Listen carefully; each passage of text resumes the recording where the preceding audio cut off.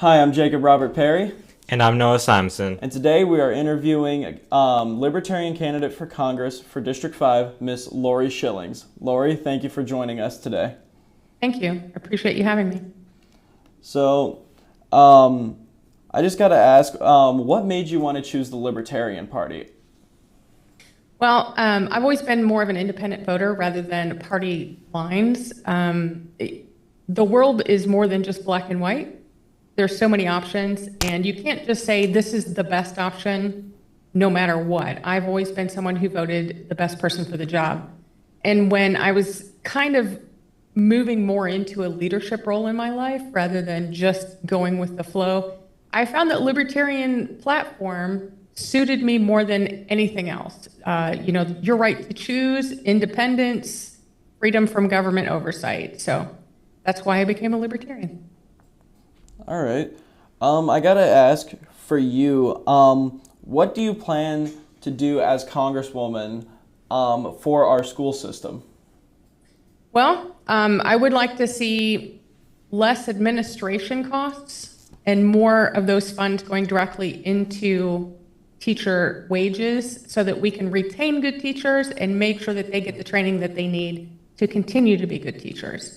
That's one thing I'd like to see, but that is mostly held to the state level government and your local funding. But, national oversight could probably help guide that. All right. If you were to win this election, would you want to go further, like as governor of Indiana or something like that? I have no goals to become a governor. That is something that probably would not appeal to me. I would like to say that on the national level, Congress or U.S. House of Representatives are the ones who control how much money is being spent. All spending bills start in the U.S. House of Representatives and in Congress. So that is something I feel very passionate about, is how much we're spending on so many things that don't really benefit the American people. So I would like to be at the pulse of that for at least 2 terms. And I do believe in term limits. So I don't want to be a lifelong politician. I want to go do my job, do my service, and then come back and be part of the regular population. Hey, speaking of term limits, do you think it should be longer for the House, or do you think it should be shorter? And obviously you said you believed in them, so. Well, right now there's no term limits. So they can kind of continue on as long as they'd like and keep getting elected. I would say 2 to 3 terms would be the maximum for any people, especially if they're serving 2-year terms. I think that having new voices all the time is probably most beneficial rather than just continue to have one individual in charge the whole time. All right. I got to ask you, what made you kind of want to run for Congress? Because I know that could be quite a daunting task. Right. So partially I see a lot of the disconnect in government now in comparison to daily life, and the representation that we have doesn't truly represent everyday working people, and I'm very much one of those. As a Hoosier who's held 2 to 3 jobs most of my life at any given time, I kind of feel like what I see them spending their money on and how they are trying to dictate how we live our life is not representative of who we are. So that's part of the reason. And then the other half is I see where they are starting to reduce individual rights, civil liberties are being infringed.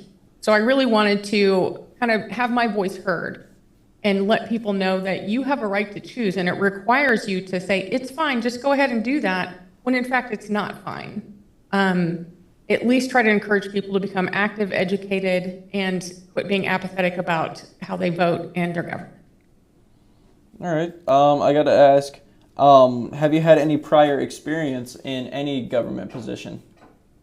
So not as an elected official. I have been active in the Libertarian Party since 2018 and in leadership since 2020. I've been the Hamilton County Chair since spring of 2021, and I'm starting and actually in my second term as the state leadership for the 5th District representative for the Libertarian Party. So that involves fiduciary duties, making sure budgets are kept to, fundraising, ensuring that our political groups for each of the counties in our district have the information they need to help support candidacies, and to spread libertarian messaging in that way.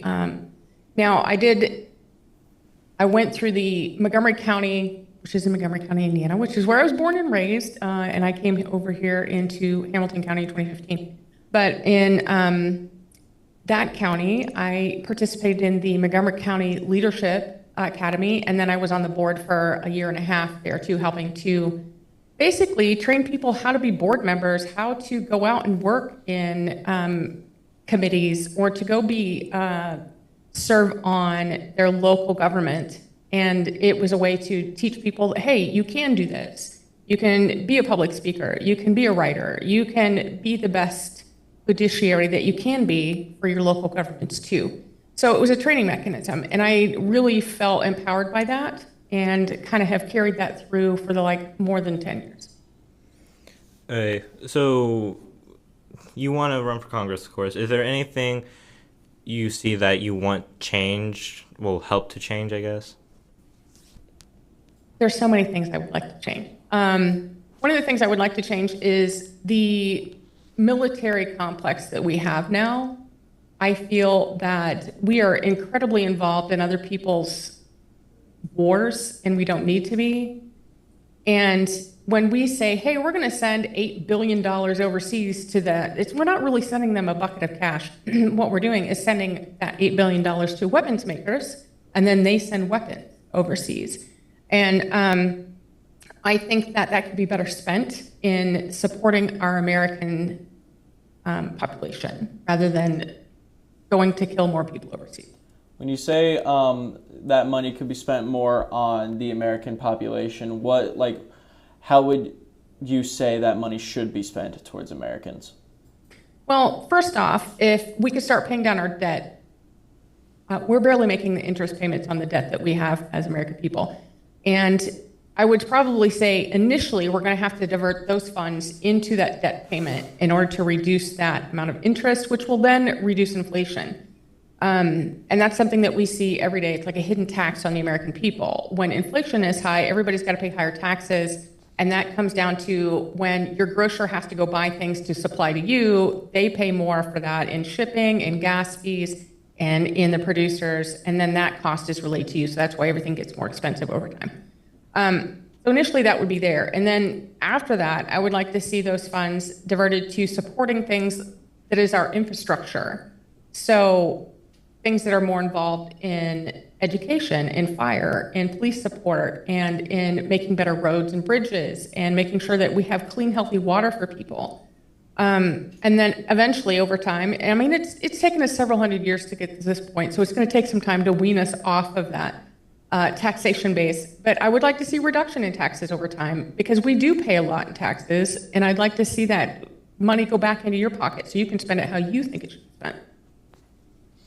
All right. Speaking of schools, what is something that you feel like schools should absolutely 100% teach?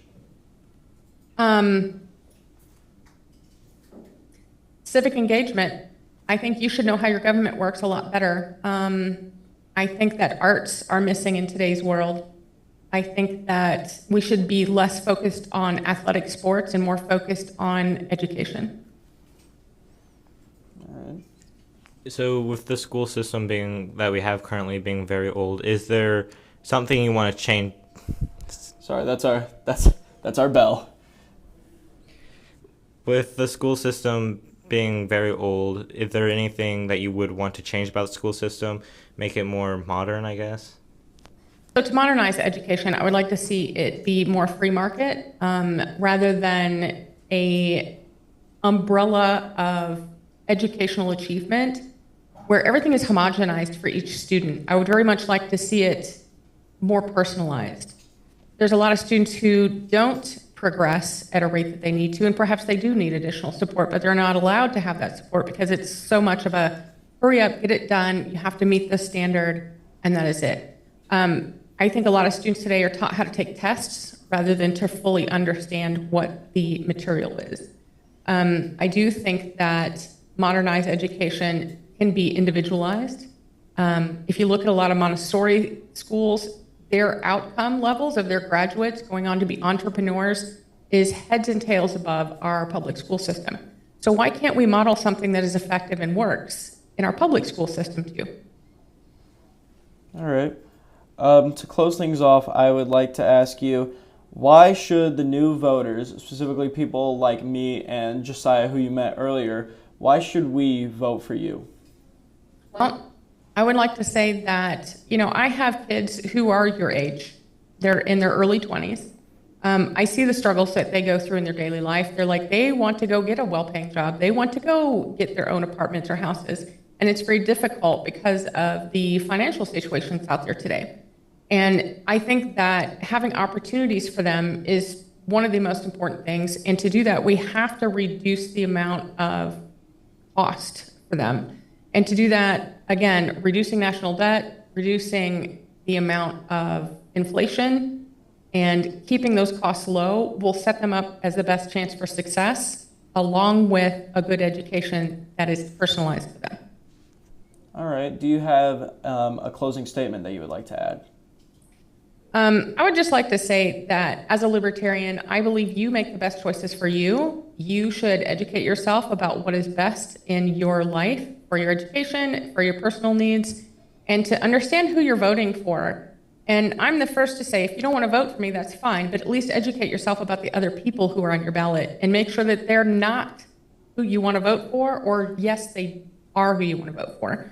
So at least kind of go through that for yourself. That's probably my biggest point. I would like you to educate yourself about who's actually on your ballot and be aware of your choices. All right. I'd like to thank you for your time, Ms. Shillings. And that's about it. I'm so bad at closing interviews. I'm sorry. Thank you.